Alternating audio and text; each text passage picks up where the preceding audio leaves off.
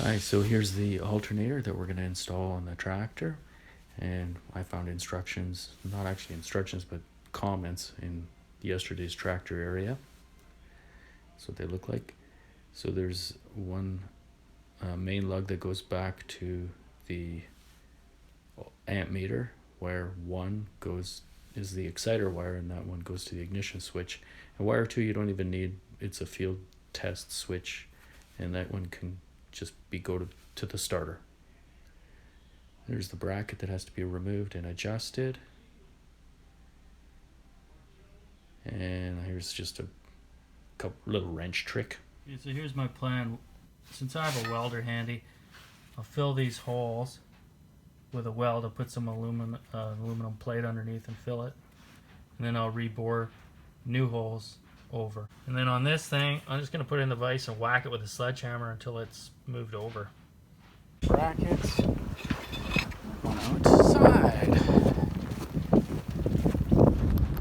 I don't have a shop yet, so I have to walk all the way over to my vise and my welder.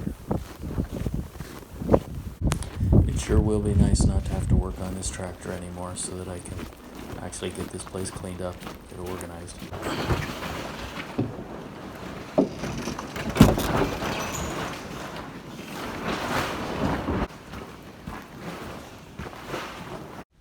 Okay, so I just whacked on this and this worked pretty good. Just straighten out the top bracket. It'll be nice to get these on soon. So here's some pictures of what I ended up with in terms of the bottom bracket.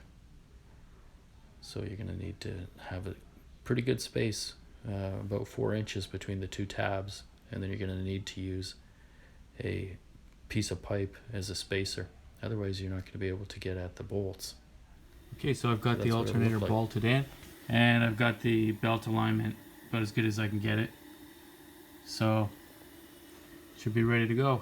And I didn't have to move my heater or buy new hoses. This alternator has the speedometer cable, but whoever created it has never actually attached it to a Massey 65 gas Continental because it sticks right into the carburetor. I'm thinking that I just have to attach the cable and see if it survives.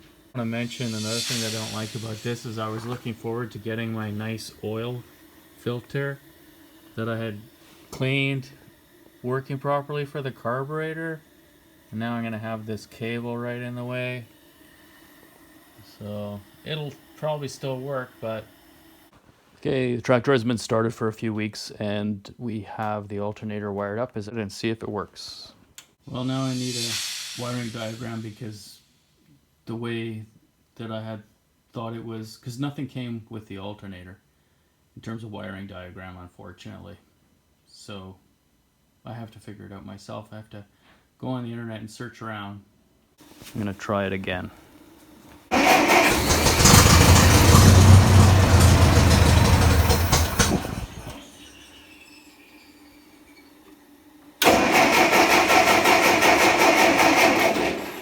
Check if I'm getting spark again. I like the fact that it kicked once. I really do. So it wasn't the pulley, which is, I guess, good news. It's something in the way that it's wired. So maybe it's not getting fuel, but then I tried starter fluid. What is wrong with this old thing? Let's try it again. So get the wires hooked up to the alternator the way I'm pretty sure they should be. And battery's a little bit charged.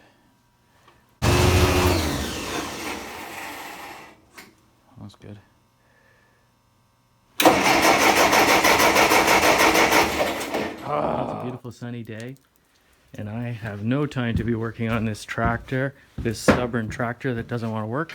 I'm supposed to be building my shop, but got up, did my exercises, did my chores, and I'm ready to go back at this obnoxious tractor, which doesn't want to work. So on an alternator like this, it actually has 3 wires. There's one that's an exciter wire, and that has to somehow trigger the alternator to kick in. Well, I'm getting spark, and I checked the spark plug in, I'm getting spark, so the coil's still okay.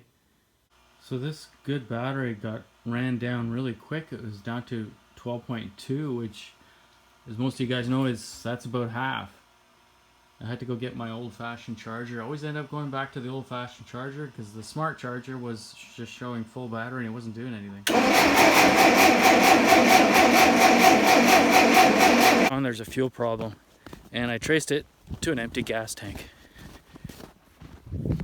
According to the way they should be. Try it again.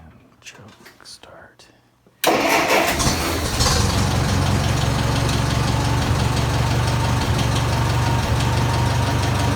Why is the voltage at 0? Oh, right. Oh, look at that. We have voltage. It's alive! It's alive! It's alive! 14, that's awesome! Oh, because the charger's on now. Take that off. Charger's off. We still have voltage. Our alternator works. Don't stall. So here's the Massey 65 electrical. If you remember, the regulator is gone. And this is your ignition switch. So power coming from the positive comes in. And then when the switch is on, power goes over to the starter button. And then, so when the ignition is on, this has 12 volt power. One goes out to the coil. This one going back to the ignition switch. And this one is where I have added a diode because it's going back to wire number 1, the exciter wire. And the motor will shut off with the ignition off. Before it wouldn't. So that works great. You have to go to an electrical specialty shop to get a diode.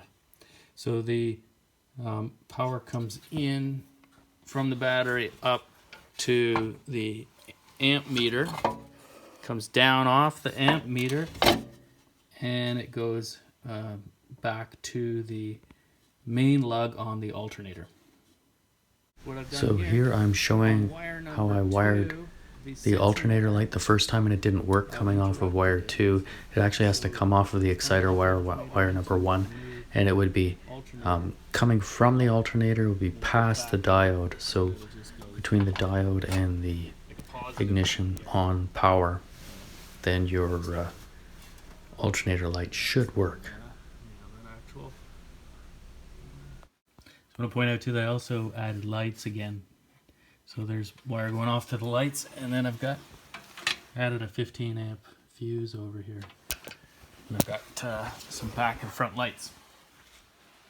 Back light's working. And this backlight, it's got a DC outlet on it too. So when you're producing a hell of a lot of amps with this new alternator, that's great. Also added a quick disconnect to the negative because I love these things, but you hardly ever use the vehicle. So here's the Massey 65 all working, plowing the snow.